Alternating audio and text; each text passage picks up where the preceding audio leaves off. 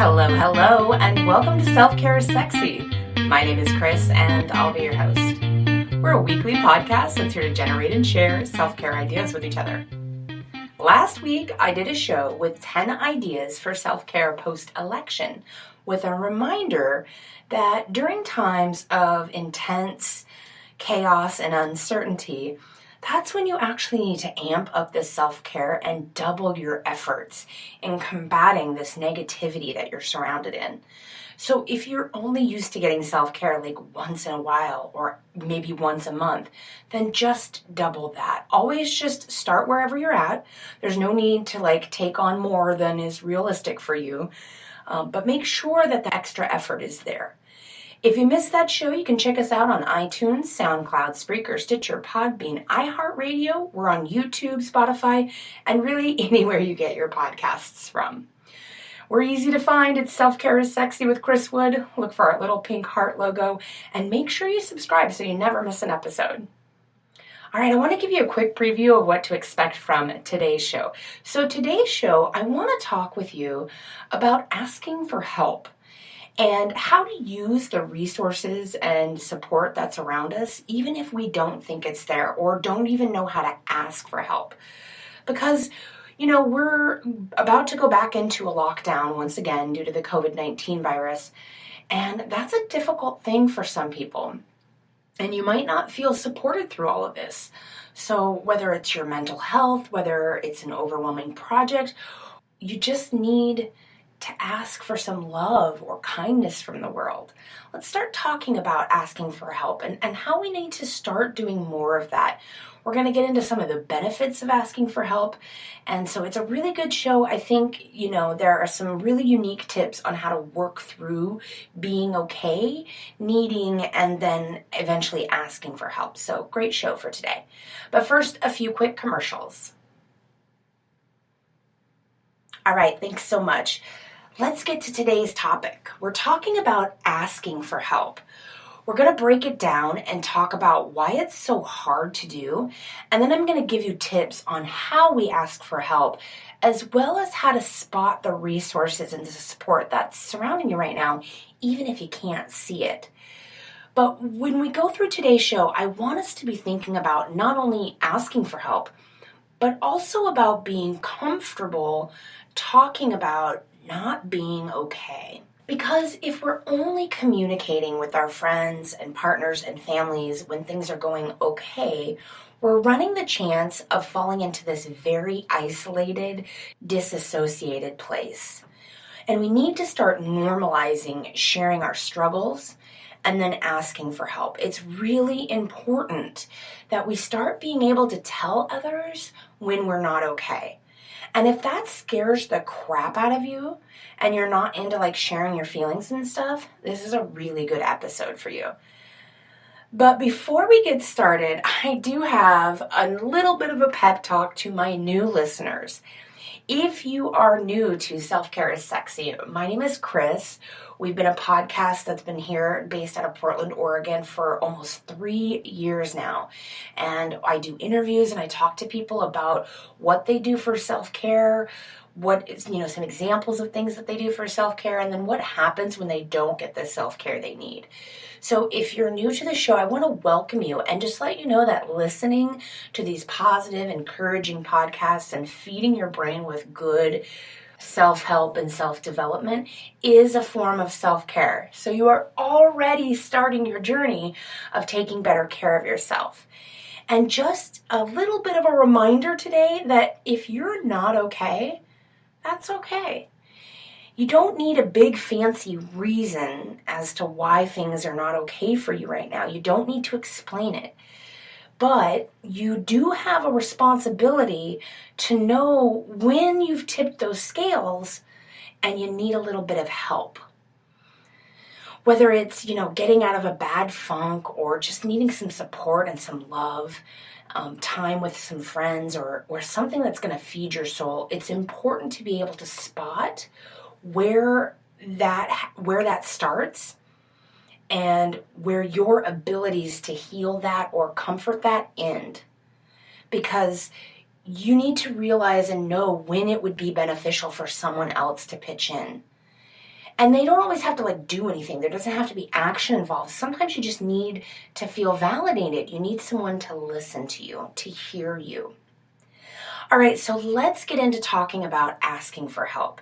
I want to start by first developing what it looks like to ask for help in a healthy way.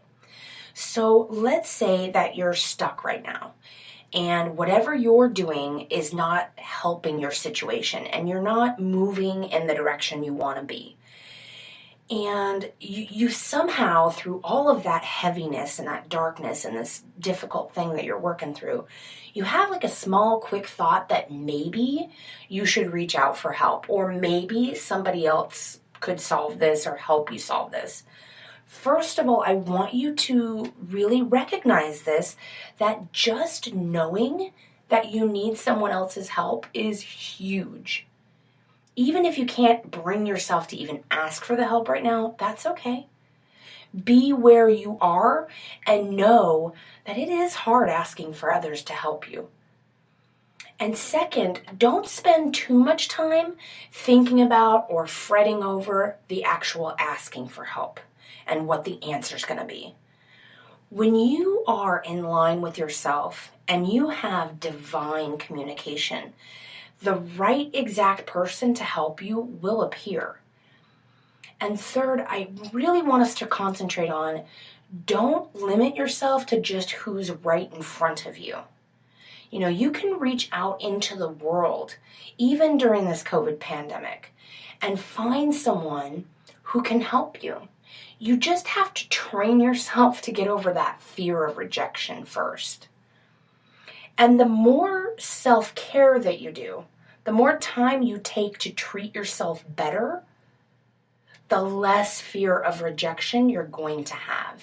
You literally have the tools that you need right now to change any circumstance you're in, because you have the power to change your thoughts.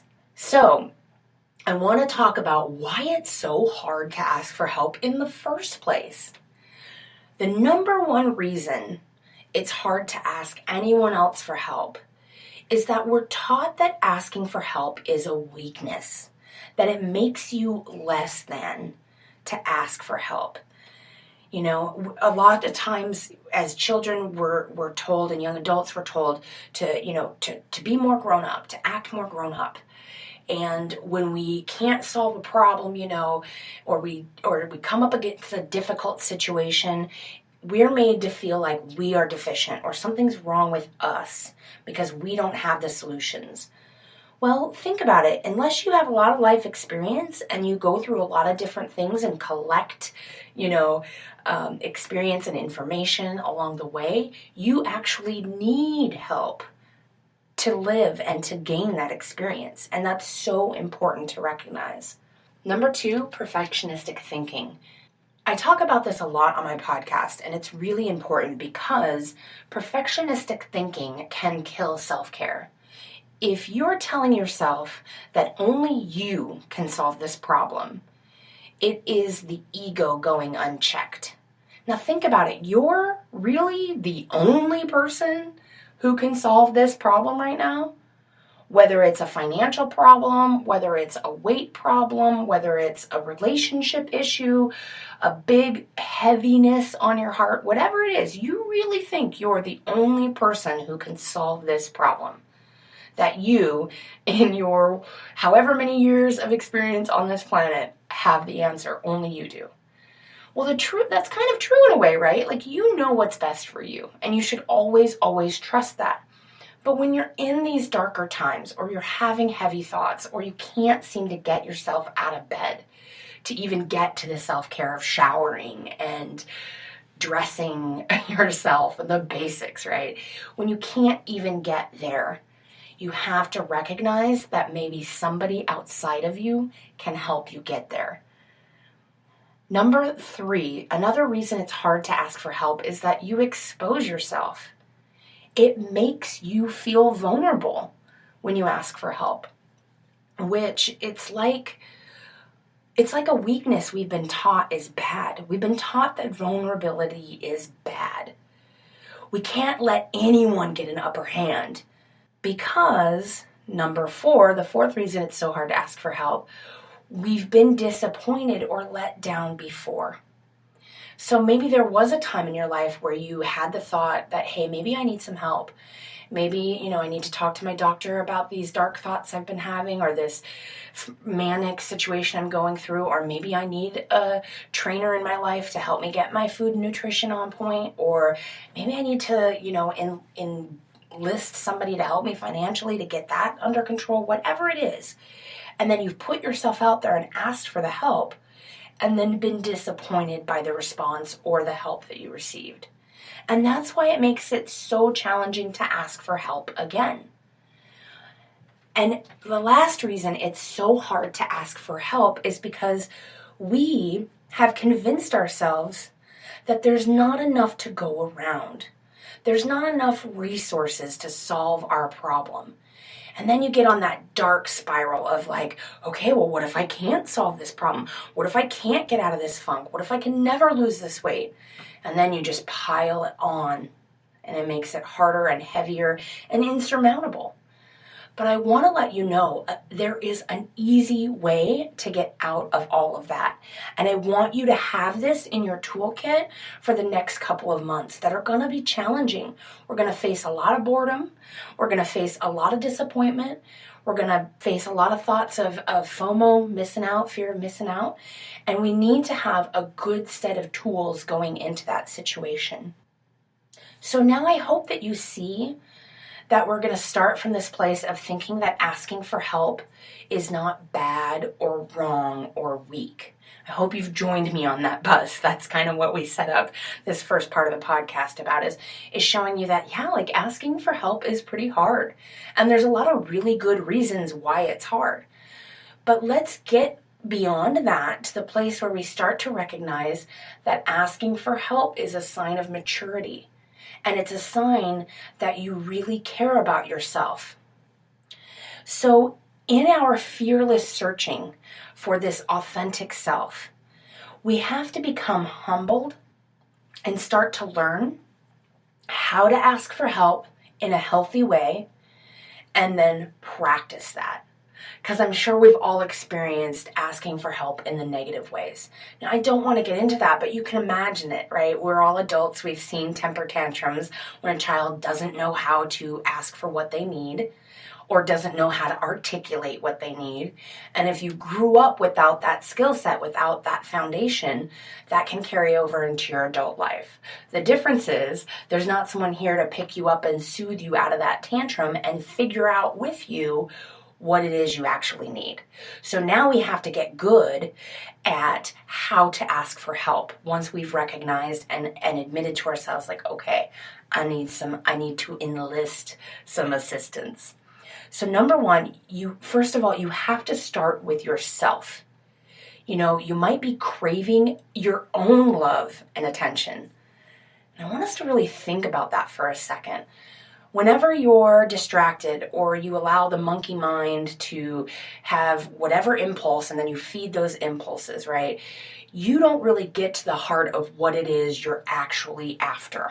And you could be out there feeding yourself and giving yourself all these different things, not realizing that it's you that you're craving this time and love and attention from. So you've got to start with you. You have to ask yourself, how can I help you? I want you to put your hands over your heart right now and take a deep breath in, deep breath out. And I want you to think, how can I help you today? How can I love you today? How can I treat you better today, right now? Or another way that you can ask yourself is, what can I do for self-care right now, today? And this question has to keep coming up to the forefront of your mind. Fill your feed with it. Write it down. Sit quietly with it. Journal with it. Ask yourself every 5 minutes. Set a timer on your phone if needed. Whatever you can do to remind yourself to have that conversation internally and figure it out what you need.